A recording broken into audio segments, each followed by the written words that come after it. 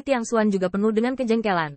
Bukan waktunya untuk mengatakan bahwa dia telah merobek wajahnya dengan langit untuk ini. Tetapi cara untuk bersaing dengan pemilih bintang hanya dengan menggoda. Selain itu, kekuatan pemetik bintang tidak lemah, dan bahkan raja yang sangat tirani. Jika tidak, akan sulit untuk menikmati keagungan Kaisar Surga.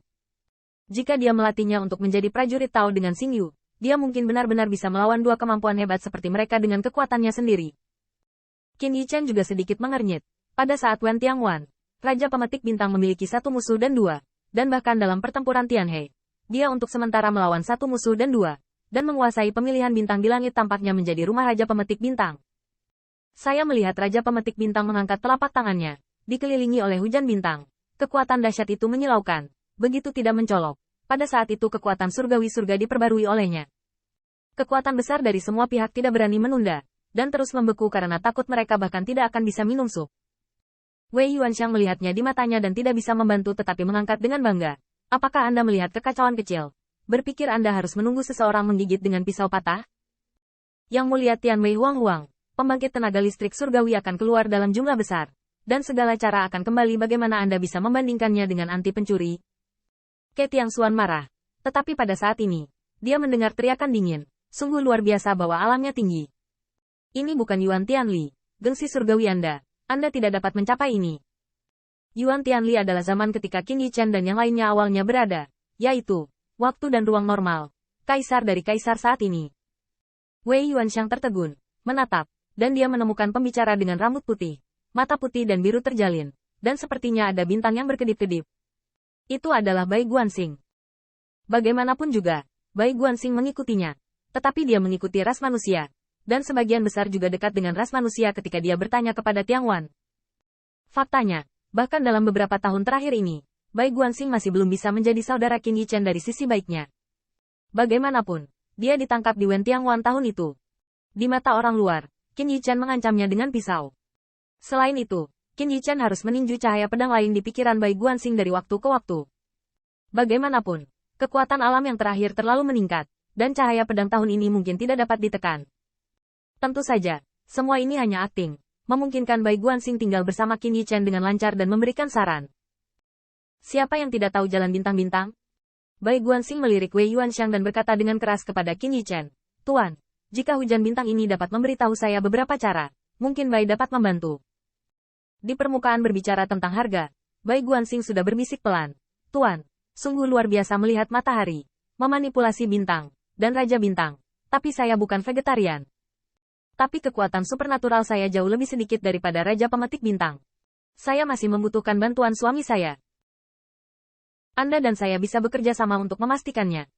Mata Qin Yichen berkedip, dan dia diam-diam mentransmisikan suaranya. Bagaimana cara menggabungkan kekuatan? Aku di sini untuk mendobrak metode. Suamiku mendukungku dengan kekuatan supernatural. Dan suamiku mengacaukan ruang dan waktu. Aku tidak percaya. Raja Bintang masih bisa tertawa. Ini baik. Mereka berdua sangat senang dengan transmisi suara dan diskusi. Tetapi melihat wajah Wei Yuanxiang menjadi suram.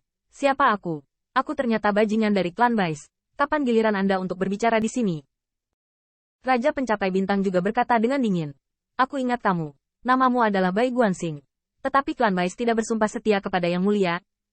Kamu telah berulang kali membantu melecehkanmu. Namun, tanpa menunggu Raja Petik Bintang, Qin Yichen tersenyum. Raja Petik Bintang. Ketika Feng Mao akan memiliki seberkas pisau di benakmu, maka kamu akan melihat apakah kamu mau mendengarkan. Pengadilan kematian. The Star Riching King sangat marah, tetapi dia tidak berdaya bagaimanapun.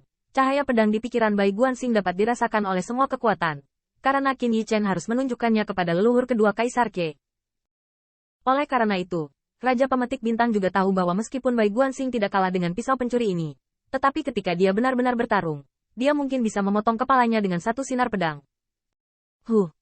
Tapi Raja Penangkap Bintang tidak takut. Dia hanya melihat wajah klan Bais sebelumnya. Dan dia baik kepada junior klan Bais yang dipaksa untuk menyerah kepada musuh. Namun, seperti yang dikatakan Wei Yuanxiang, seorang bajingan kecil dari klan Bais, apakah dia akan menganggapnya serius? Meskipun saya pikir Anda tidak bisa dihancurkan, Tian Wei tidak boleh tersinggung. Jika Anda berani membantu pencuri ini, jangan salahkan raja ini karena tidak menunjukkan kebaikan kepada klan Bais. Qin Yichen tersenyum dan menepuk bahu Bai Guanxing. Saudara Guanxing, jika Anda tidak ingin kepala Anda meledak seperti cahaya bintang ini, maka Bai Guanxing tampak marah dan frustrasi.